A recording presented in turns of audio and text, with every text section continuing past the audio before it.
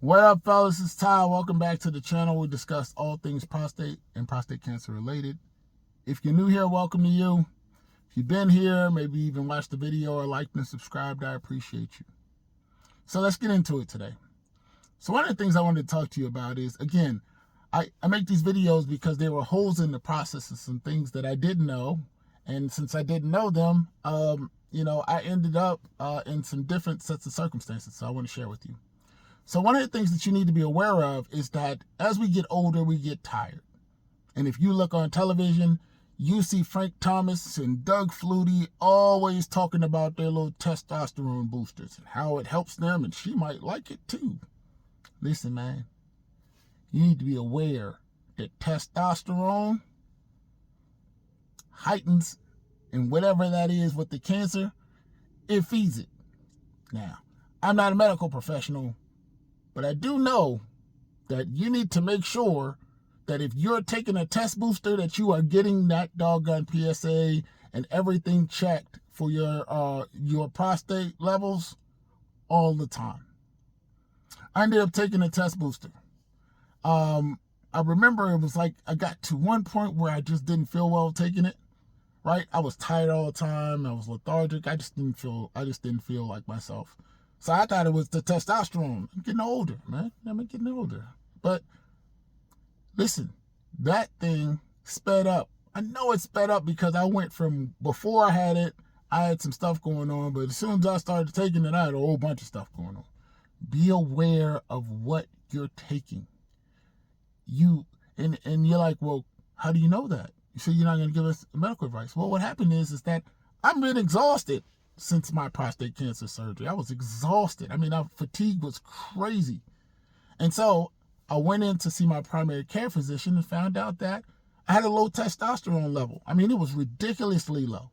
So I called my urologist and I said, hey, my primary care physician would like to put me on a testosterone booster. And basically he was like, hell no, can't do that. Nope, I know it's low. We got to figure something else out, but no to the testosterone. So be aware. You're a gym rat like I was, and you're taking a test booster, and maybe you've had prostate cancer and the radical prostatectomy, and now you've decided that you're going to take your behind back to GNC and go over there and get you a pre-workout. You better find out what's in it.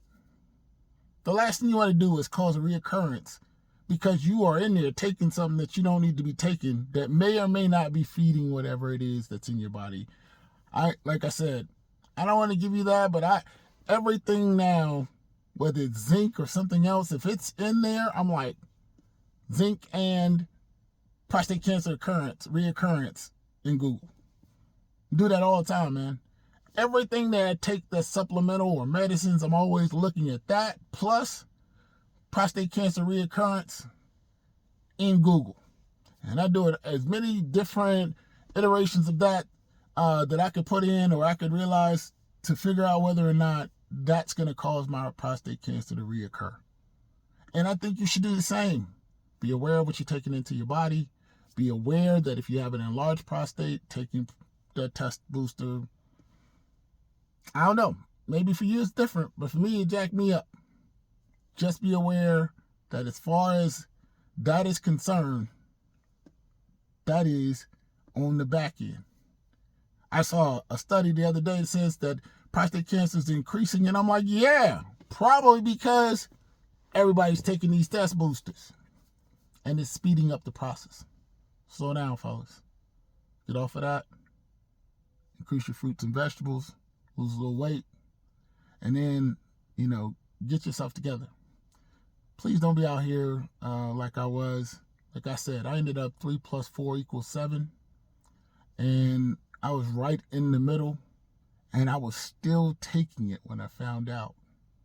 I was still taking the test booster when I found out.